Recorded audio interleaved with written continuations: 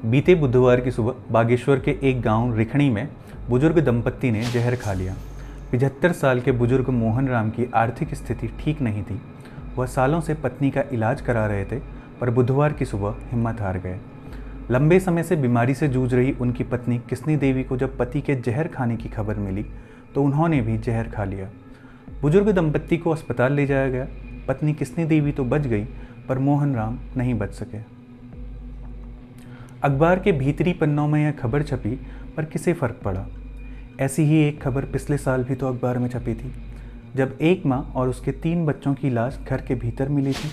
नंदी देवी की बेटी अंजलि की वह चिट्ठी किसे याद है, जिसमें वह बताती है कि खाने के लिए भी राशन नहीं है। यह घटना भी बागेश्वर जिले की ही थी। काशीपुर में डॉक्टर दंपत्ति की यह खबर भी 1 साल पुरानी ही है। डॉक्टर इंद्रेश शर्मा ने पत्नी के इलाज की 12 साल लड़ाई लड़ी। इलाज ने डॉक्टर परिवार की आर्थिक हालत इस कदर ख़राब कर दी कि इकलौते बेटे की पढ़ाई तक छूट गई। आखिर में डॉक्टर दंपत्ति ने मौत को चुना। पौड़ी गढ़वाल के धर्मवीर पवार ने इसी साल जुलाई के महीने अपनी जान ले ली। 23 साल का युवा धर्मवीर प्रतियोगी परीक्षा की तैयारी करने देहरादून आया था। सेना में भर्ती हो पाने में असफल युवा निर्मल पांडे ने पिछले साल अपनी जान ले ली। निर्मल अल्मोड़ा का रहने वाला था। चौथी बार सेना भर्ती में असफल होने के बाद उसने यह रास्ता चुना। यह सभी घटनाएं 2023 और 2024 में घटी हैं। क्या आपने कभी सोचा है कि जब मोहन राम और उनकी पत्नी जैसे अन्य लोग अपने जीवन में वर्षों तक संघर्ष की लड़ाई लड़ रहे थे, उन बीते वर्षों में उत्तराखंड के राजनेताओं की आर्थिकी में कितना अंतर आया होगा। क्या यह अटपटा नहीं है कि एक और 20 साल गरीबी से लड़ने के बाद मोहन राम मौत को चुनने को मजबूर हैं, वहीं इन्हीं 20 से कम सालों में उत्तराखंड की विधानसभा में करोड़पतियों की संख्या 10 से बढ़कर 58 हो जाती है। वह कौन सा नुस्खा है जो उत्तराखंड के नेता अपने लोगों को नहीं बता रहे हैं। नमस्कार, मैं गिरीश। आज के इस वीडियो में उत्तराखंड के 5 करोड़पति नेताओं के माध्यम से समझने की कोशिश करते हैं करोड़पति बनने की वह रेसिपी जो नेता साझा नहीं कर रहे हैं।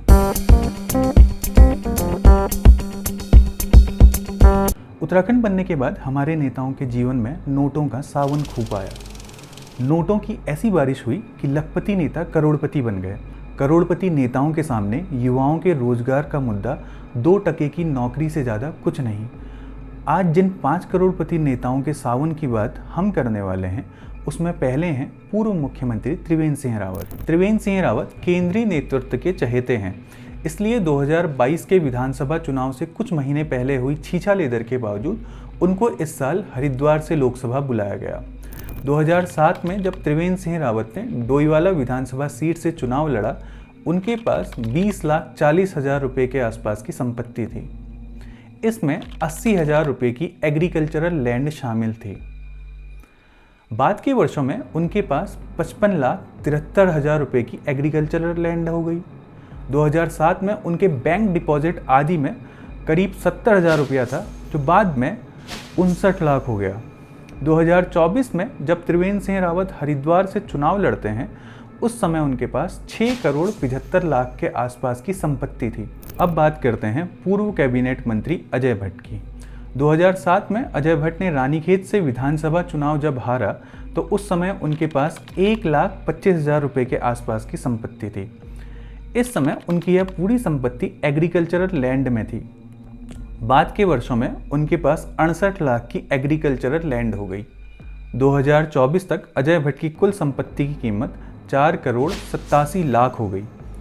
भाजपा नेता अनिल बलूनी साफ छवि के नेता माने जाते हैं। 2018 में राज्यसभा सांसद चुने जाते समय उनकी कुल संपत्ति करीब 2 करोड़ 62 लाख की थी, जो 2024 में 3 करोड़ 75 लाख हो गई। बलूनी के पास कोई एग्रीकल्चरल लैंड नहीं है। अब बात केंद्रीय मंत्री अजय टम्टा की। अजय टम्टा 2007 की विधानसभा के सदस्य थे। लंबे राजनीतिक जीवन और लगातार महत्वपूर्ण पदों पर रहने के बावजूद अजय टम्टा संपत्ति बटोरने के मामले में अन्य नेताओं से पीछे रहे हैं।